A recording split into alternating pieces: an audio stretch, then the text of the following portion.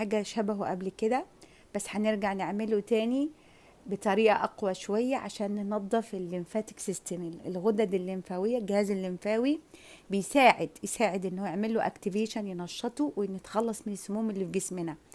ده تالت أكبر جهاز في جسمنا لتنظيف السموم، يعني اللي عاوز يحافظ على جسمه من السرطان، من الأمراض المزمنة، من المشاكل الضغط، من الصداع النصفي اللي هو بيكون most of the time عندنا.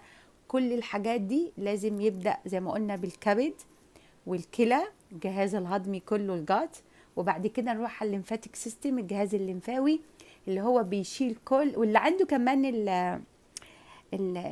البلغم والميوكس في جسمه كتير قوي. مهم قوي اللي احنا هنعمله النهارده.